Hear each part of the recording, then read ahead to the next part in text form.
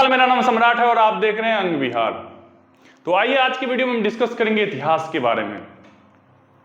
तो चलिए इतिहास के कुछ इंपॉर्टेंट क्वेश्चन जो एग्जाम के पॉइंट ऑफ व्यू से काफी इंपॉर्टेंट है उसे डिस्कस करते हैं। तो हमारा पहला क्वेश्चन है, ज्योग्राफिया की रचना किसने की। ज्योग्राफिया जो है एक पुस्तक है, इसकी रचना किसने की। तो आपके ऑप्शन है हेरोडोटस, मेगास्थनीज, स्ट्रबो, प्लिनी। तो ज्योग्राफिया की रचना जो है ना, ये स्ट्रबो ने की है। किसने की है? स्ट्रबो ने। स्ट्रबो जो है एक बहुत ही बेहतरीन जो है भूगोल वक्ता थे, जो कि ज्योग्राफी के बारे में जो है काफी डिटेल करते हैं। इनका जन्म जो है 63 ईसा पूर्व हुआ था। स्ट्रबो का जन्म कब हुआ था? 63 ईसा पूर्व हुआ था। और इनकी मृत्यु जो है ईस्वी के 19वें साल में हो गई थी। ठीक है, स्ट्रबो जो है, जब स्ट्रबो की मृत्यु हुई थी तब ये रोम में थे। कहां थे? रोम में। तो आपको इतना चीज जो है याद रखना है। और एक चीज ये भी याद रखना है कि स्ट्रबो ने जो है ज्योग्राफिया की जो रचना की थी उसको 17 खंडों में लिखा था। कितने खंडों में लिखा था?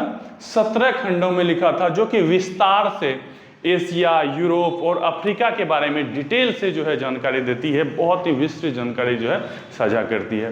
तो ये जो है स्ट्रबो का ज्योग्राफिया काफी इंपॉर्टेंट पुस्तक है। ठीक है, option C is right answer.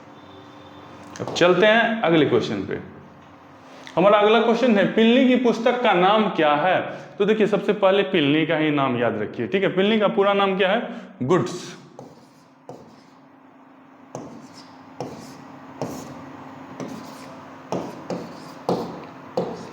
प्लिनिस।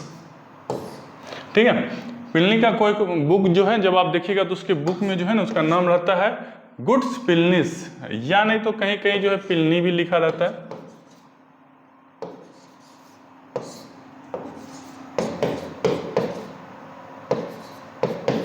Pliny the Elder.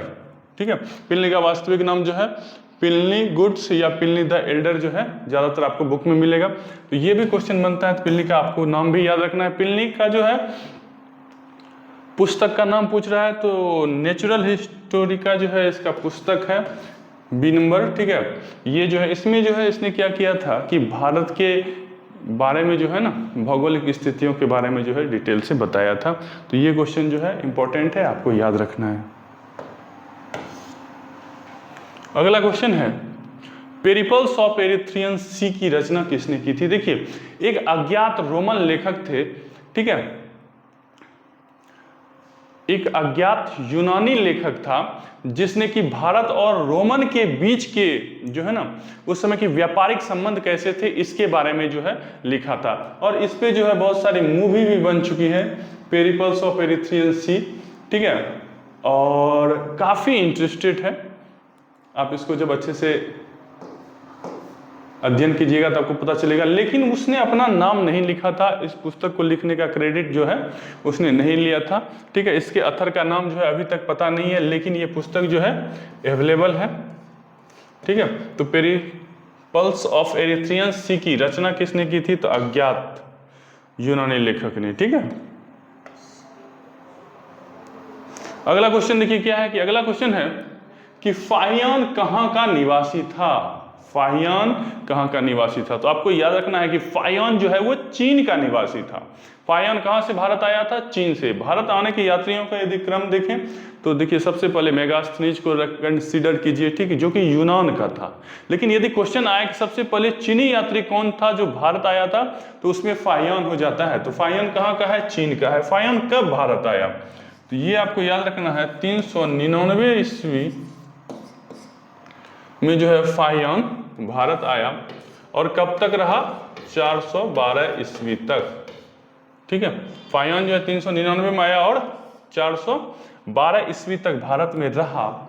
और इस समय में जो है इसने भारत के बहुत ही राजनीतिक और दार्शनिक विचारों को जो है व्यक्त किया है।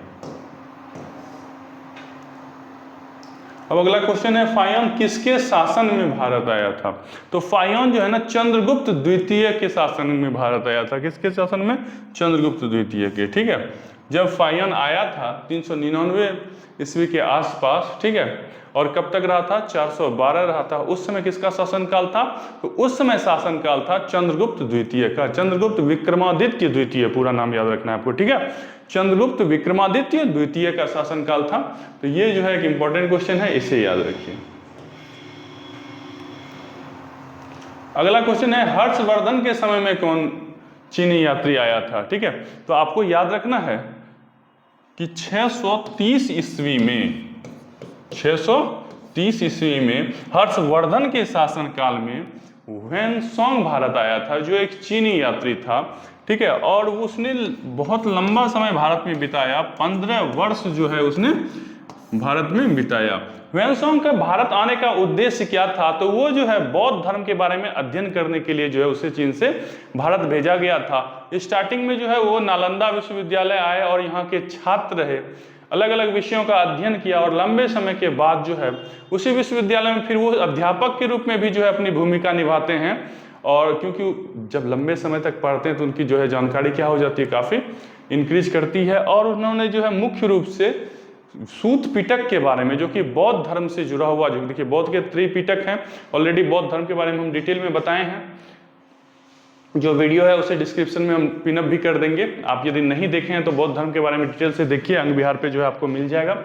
और उसी बौद्ध धर्म से जुड़े हुए सूत पिटक के बारे में जो है ना इसने डिटेल से अध्ययन किया, 15 वर्षों तक जो है भारत में रहा। आया कब था? 630 ईस्वी में। ठीक, और किसके शासन में आया था? तो हर्षवर्धन के शासन में आया था, नाम ह्वेनसांग था। अगला क्वेश्चन है कि 9वीं शताब्दी में भारत आए अरब यात्री सुलेमान ने किस साम्राज्य को रुहमा कहकर बुलाया था? देखिए, जब सुलेमान भारत आया था, ठीक है, तो भारत के भ्रमण के दौरान जो है ना उसने पाल वंश को रुहमा कहकर बुलाया था। कौन से वंश को?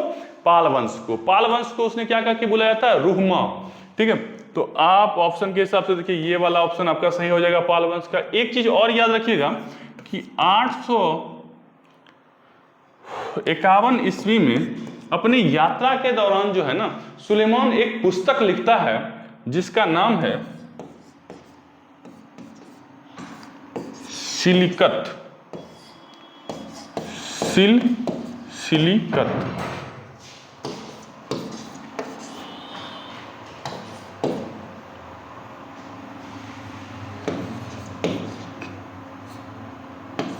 तारीख, देखिए तवारीख भी कहीं कहीं लिखा रहता है, लेकिन वो उर्दू वर्ड है। ठीक है, मुख्य रूप से जो पुस्तक का नाम है वो क्या है? सिलिकत तवारीख। ये 851 ईस्वी में जो है सुलेमान के रूप में लिखा गया। इसमें जो है ना प्रतिहार वंश के एक राजा थे मिहिर सेन। ठीक है, मिहिर सेन के बारे में लिखा गया है कि इस्लाम का जो है सबसे कट्टर विरोधी उस समय कौन था? मिहिर सेन। तो ये प्रतिहार वंश का जो है एक शासक थे मिहिर सेन। इसके बारे में जो है इसने अपने पुस्तक जो है ना सिलिकत तारीख, जो कि 851 ईस्वी में जो है उसने लिखा था अपनी यात्रा के दौरान, उसमें डिटेल किया था कि प्रतिहार वंश के मिहिर सेन जो है बहुत ही ज्यादा हिंदुत्ववादी राजा हैं और इस्लाम के लिए जो है ये खतरा है। ठीक है, तो पाल वंश को जो है इसने क्या कहा था? रुहमा कहा था। अगला क्वेश्चन है अल बरूनी किसके शासन काल में, ठीक है, इतिहासकार था? तो देखिए अल बरूनी किसके शासन काल में इतिहासकार था? तो अल बरूनी जो है वो महमूद गजनी के शासन काल में जो है इतिहासकार था। अल बरूनी किसके शासन काल में इतिहासकार था? महमूद गजनी के शासन काल में इतिहासकार था। ठीक है, तो ये जो है इंपॉर्टेंट है, इसे जो है अच्छे से आपको याद रखना है।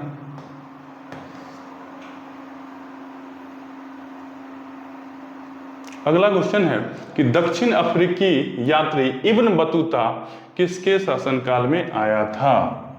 हुमायूं, अकबर, मोहम्मद बिन तुगलक। तो देखिए ये मोहम्मद बिन तुगलक के शासनकाल में आया था। कब आया था? मोहम्मद बिन तुगलक के शासनकाल में।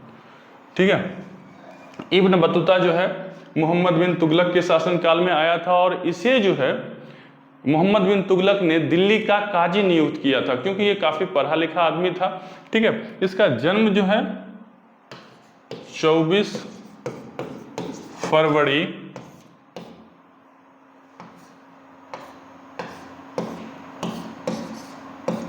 1304 ईस्वी को हुआ था।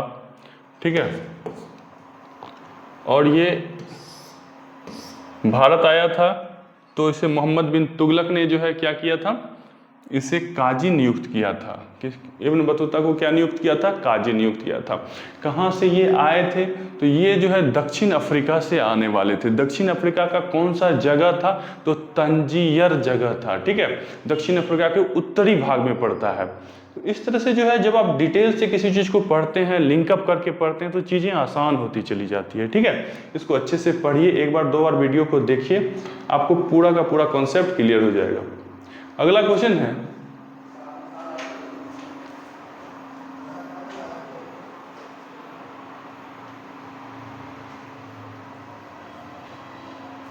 तीस नंबर की क्वेश्चन पे जाइए।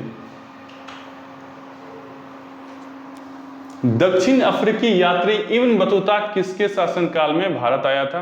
इसे ऑलरेडी करा दिए, किसके शासनकाल में भारत आया था, तो मोहम्मद बिन तुगलक के शासनकाल में भारत आया था। ठीक है, तो इसे जो है याद करिए। इसी के साथ जो है आज का सेशन यही समाप्त होता है। जल्द मिलते हैं अगली वीडियो में, तब तक के लिए लव यू टू, जय हिंद।